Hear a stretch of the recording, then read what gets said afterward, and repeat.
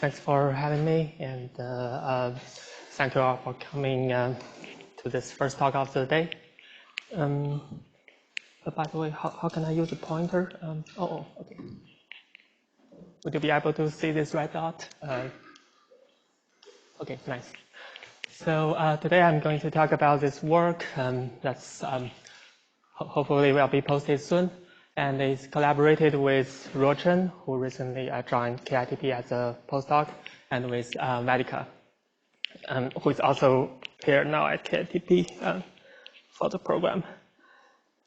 So the title is Extending Circuit-Based Characterization of Quantum Phases to Finite Temperature Gibbs States. And I want to start by trying to motivate why we want a characterization like this. Let's start with a satisfying story that hopefully you may be familiar with in the ground state phase context. So let's look at the 2D Tari code. And well, in order to draw a phase diagram, we add a perturbation, which we call lambda. Now I write it as sum of local z, but the specific form really doesn't matter. So for quite generic perturbations, you have a phase diagram like this. So as long as perturbation is not super large, then we will not go through a phase transition and just very smoothly from the fixed point Tari code, and until you hit some critical lambda where the energy gap closes. So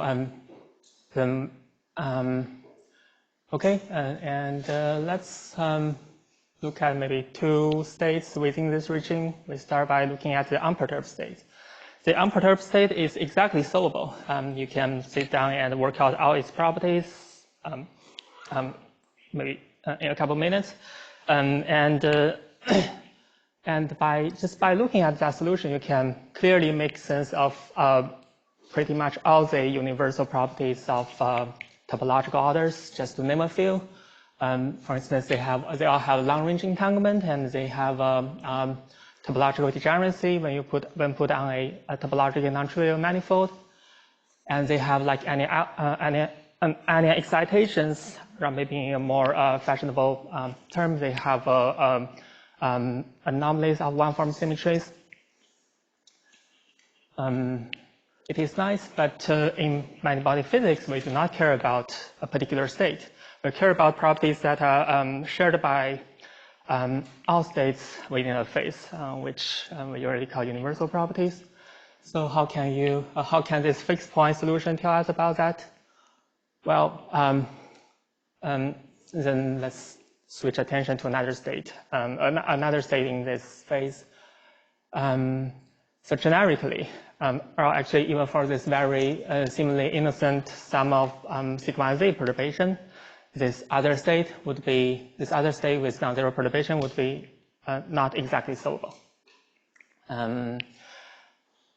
Nevertheless, just due to the fact that we know they are in the same phase, we have a very important piece of information, which is two ground states related by a finite depth local unitary circuit.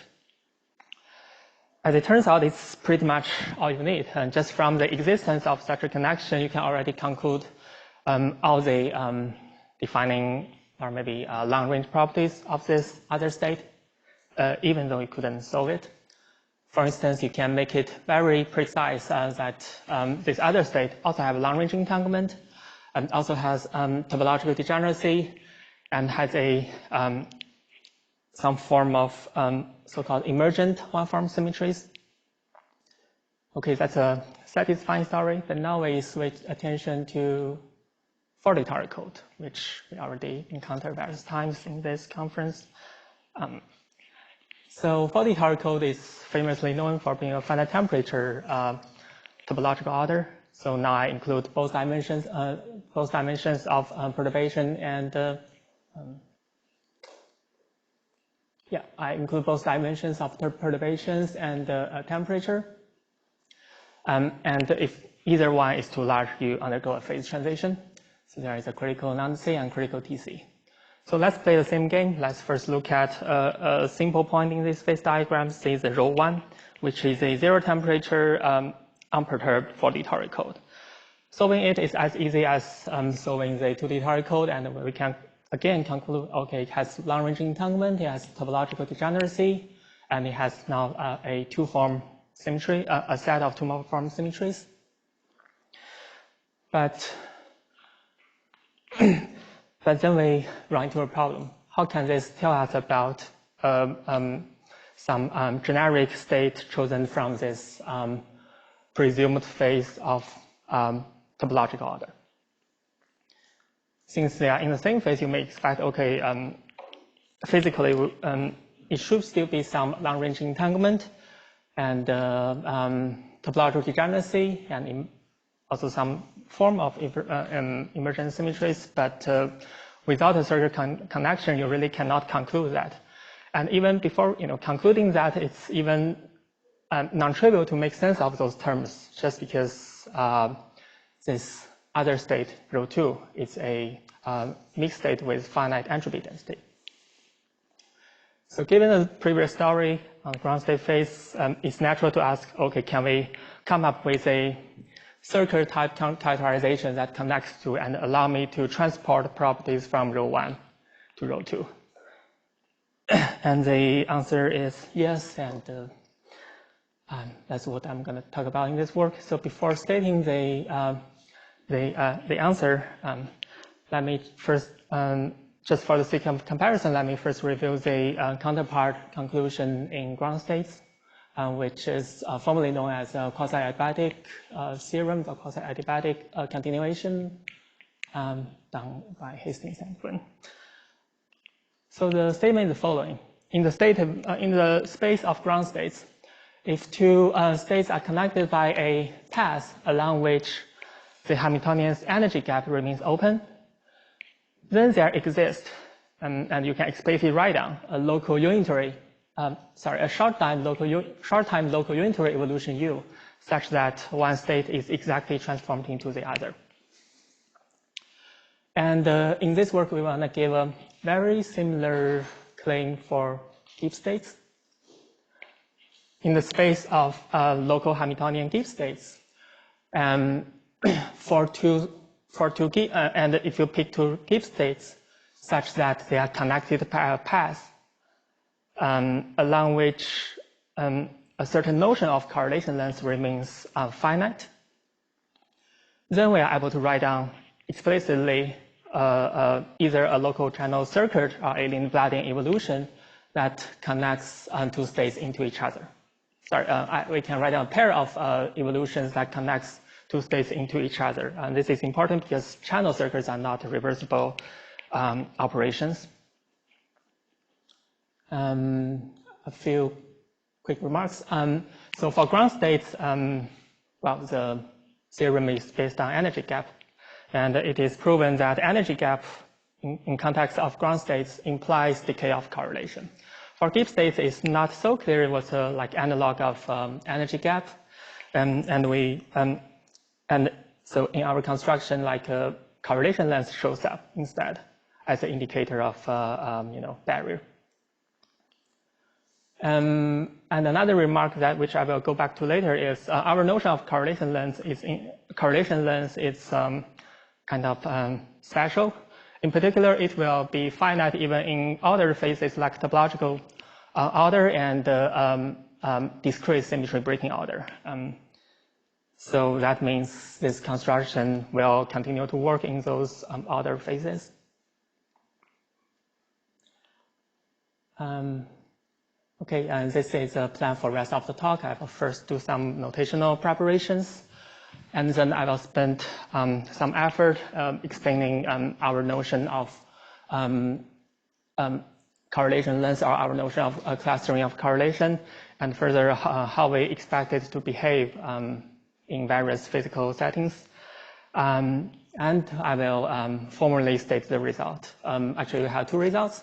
The first result is a circular connection already briefly mentioned, and the other result is the application. It's like an application of the first. But the result is that the property of quantum self-correction is a property of a thermal phase, meaning that if one state is a self-correcting memory, then all other states in the same thermal phase are self-correcting memories. By the way, I'm happy to take questions on the run if you have any. Okay, and finally, I will sketch how we prove those two results. Okay, some notations. So we only focus on finite dimensional systems, and I will use a gamma to denote a lattice, a finite dimensional lattice, and I will always use L to denote length scale, like the size of the system. So I will fix a set of Hamiltonian terms and denote it using vector H. So vector H is just a list of local terms that you want to consider in the current setting of problem. So each HZ is a Hamiltonian term supporting on a O1 region Z. And once you choose this set of vector H, then all the internal symmetry of the problem are already fixed. For example, if you want to study, say, Ising model and maybe its variance, then this HZ will probably look like this. It has xi, it has nearest neighbor ZZ, and possibly all the local operators that respect the Ising symmetry. And with with vector H fixed, then a Hamiltonian is simply diversified by a bunch of coefficients, which I denote as beta, vector beta. And it also fixes a Gibbs state. So here I just have the temperature absorbed into the definition of beta, so that we don't have to have a separate notation for the temperature.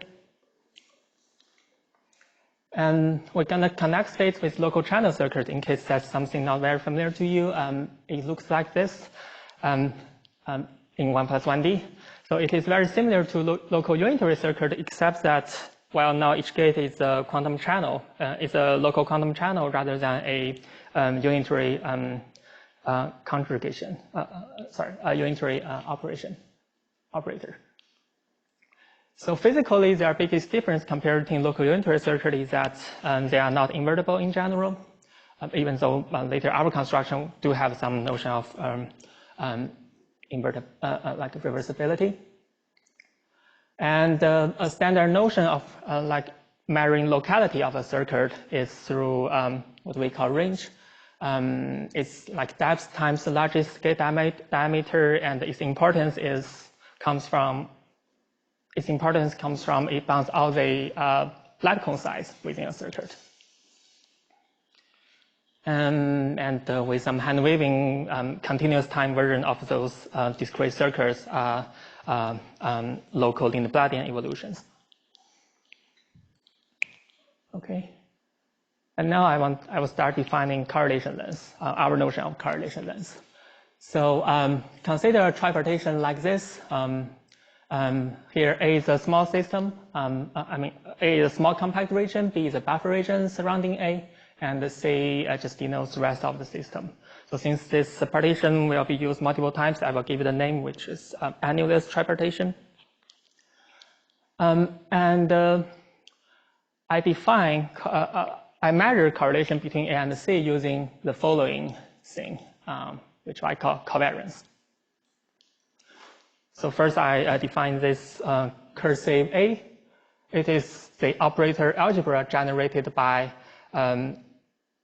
local operators in vector H, which is something we should have already fixed. And the covariance between region is nothing but the upper bound on the connected correlation between two regions. So here, notice that both operator OA and OC are only chosen from this cursive A. I range it from all such operators, and covariance is just the largest such connected correlation. Just a remark, it's so here OA must be local, just because A is a finite region, but C could be highly non-local. And so this covariance is different from more familiar notion of two-point correlation. It's like a point-to-set correlation.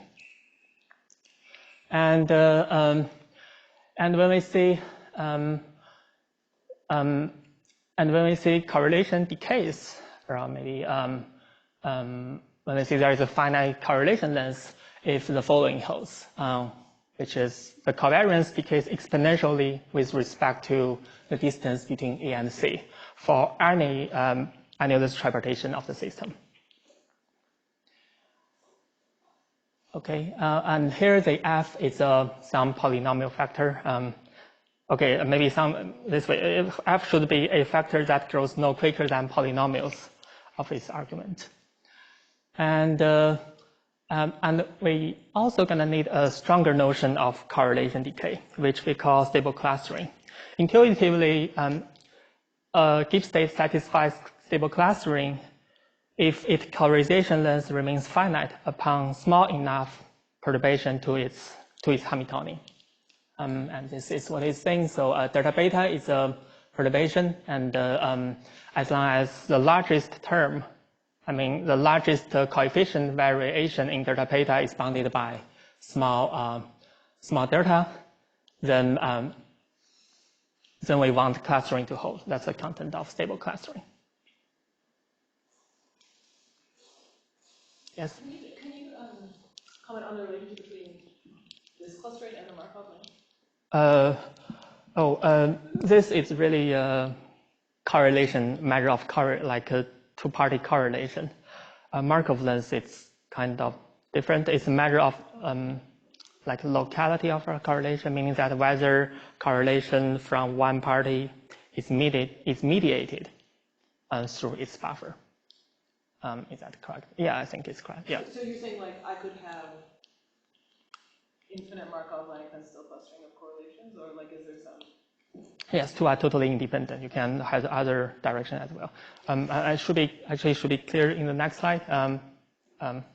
Okay, just one final sentence. I will just omit all those delta like C and F from now on. You just assume delta and C. Okay, when I say clustering or stable clustering, it holds for some O1 delta and C and some F that's at most polynomial for conciseness.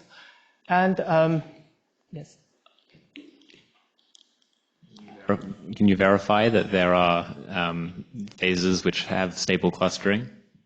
Phases having. So, like, are there Hamiltonians and states where the stable clustering condition is met? Oh, you mean like very rigorously proved, or just? I mean, intuitively, I accept that this should be generic, but yes. Like, somehow I feel like this definition of stable clustering is like the core to like stability of mixed states in any sense. So like it feels like you'd want to say that there's a reason to believe that it's true. I see. Actually, again, kind of related to next slide. Let me first show next slide, and maybe I can say a few more words on that. So some expectation about this clustering, this together with stable clustering. Oh, sorry, another question. Sorry, really quick question. Is there a particular reason why we're using this covariance quantity instead of just the mutual information? Actually, if you do not impose symmetry, the mutual information works as good, and actually is even stronger than that. But if you want to work with symmetry, then it's hard to put symmetry into mutual information. Say if you want to consider things like topological order, then mutual information works as good. Great, thank you.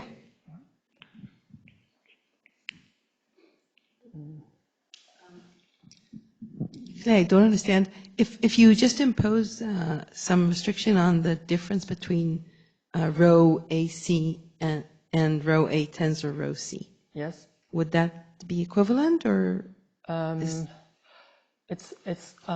It's kind of similar. So if you don't impose symmetry, then that works as good. But if you consider problems with symmetry, for instance, like Ising model at low temperature, then the quantity you're seeing indicates no clustering, but this quantity, this covariance has clustering.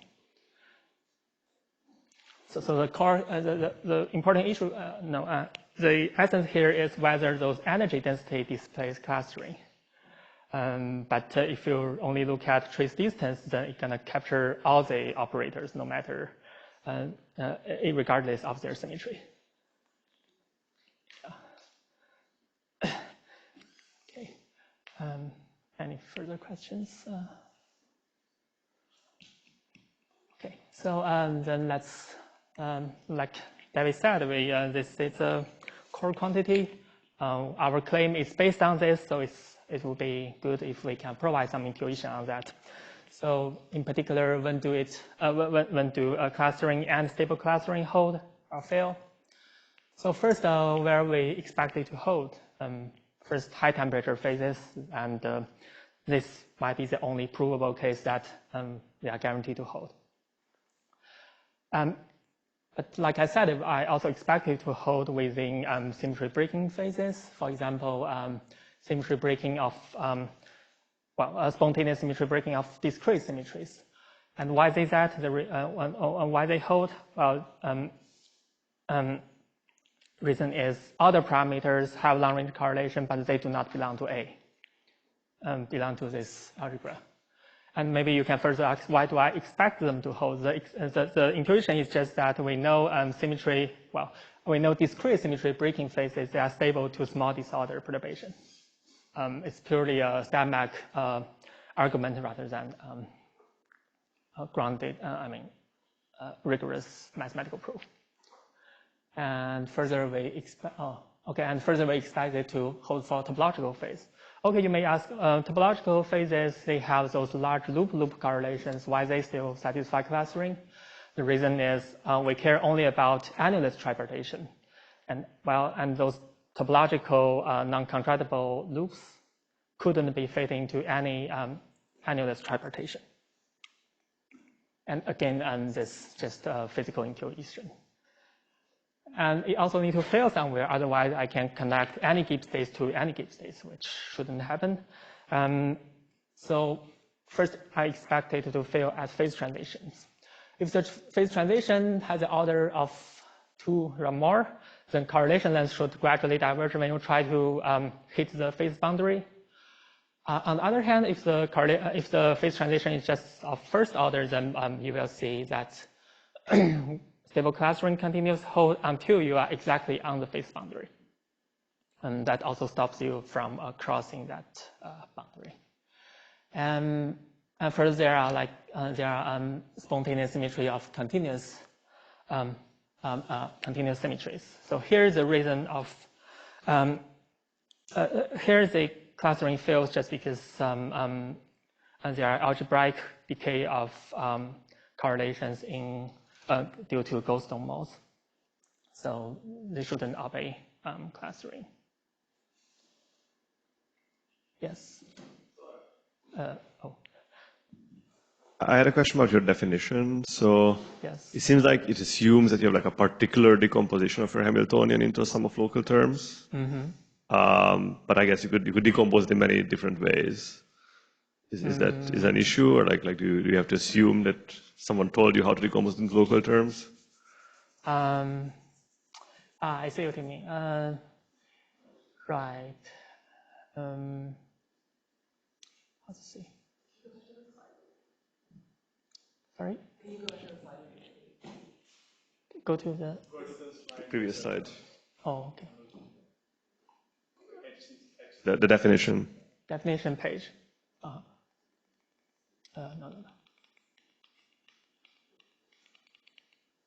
Here? Yeah, like you said, it's okay. Maybe this way. Everything can be formulated without seeing a fixed set of H bar, but this is just the easiest way to show it. And also, all the results are independent of the choice of the H bar. Yeah, not H bar, H back.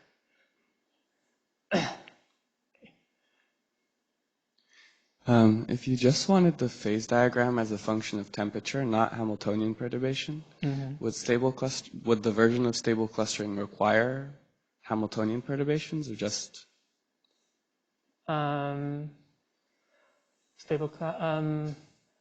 if the Hamiltonian is non-commuting, it's still required in our proof.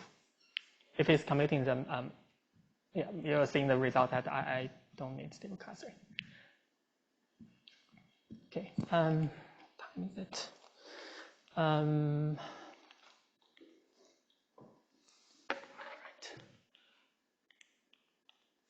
Okay, now we can state the results, actually both results a bit more formally.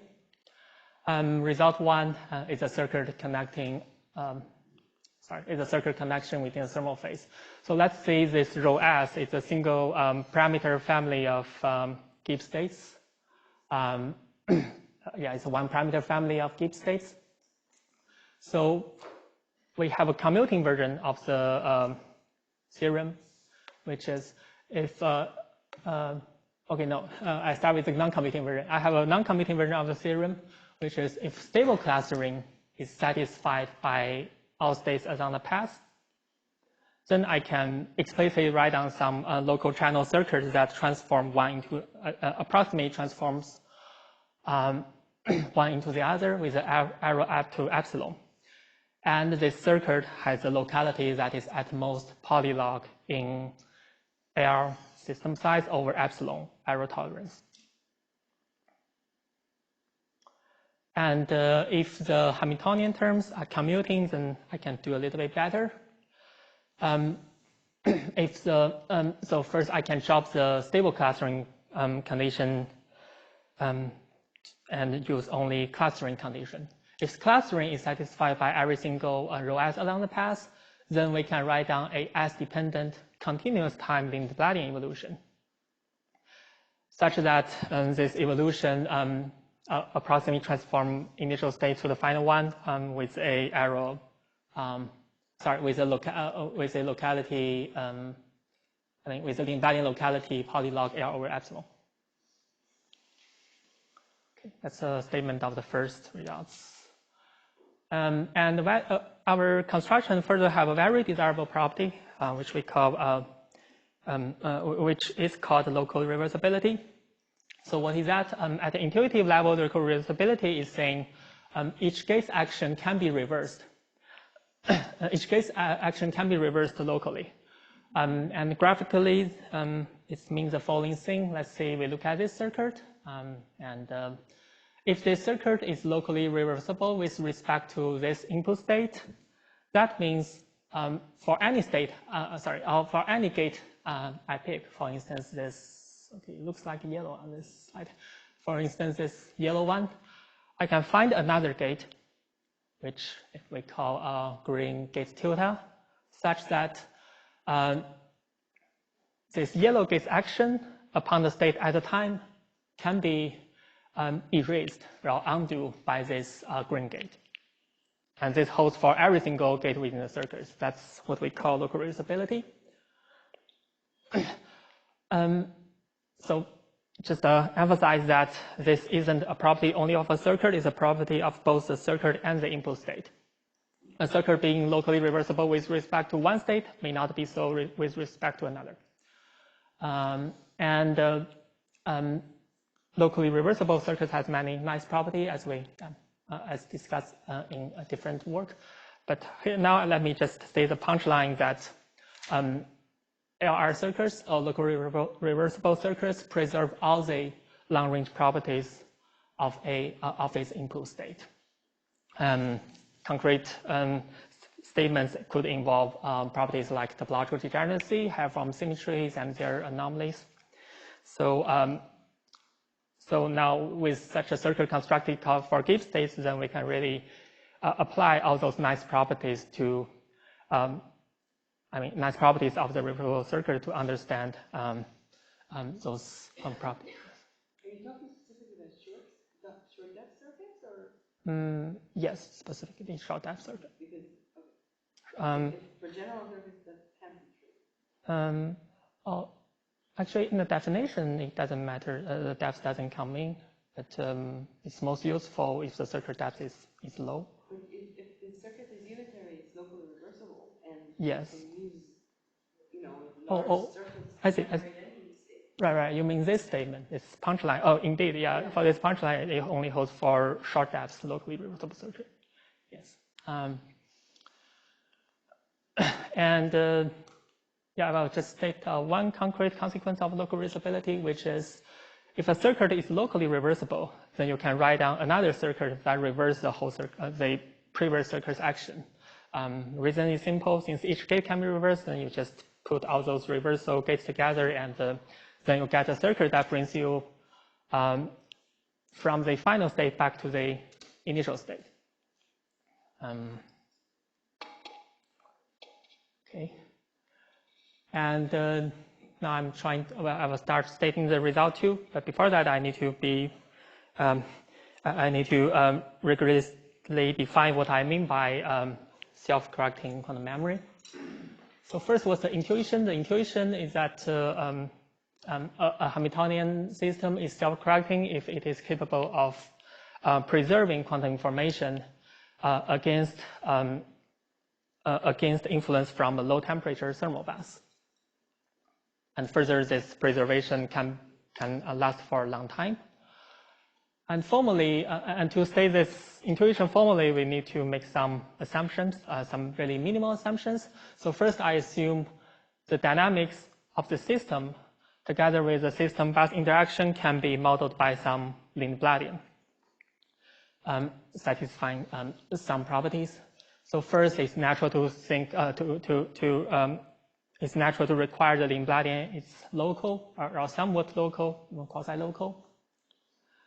And since this Lindbladian is modeling thermalization, then it has to stabilize this Gibbs state. It's a necessary condition. But instead of requiring just that, I require something a little bit stronger, which is I want each individual term to stabilize the Gibbs state. And that's what I mean by frustration. That's what I mean by the Gibbs state is a frustration-free steady state.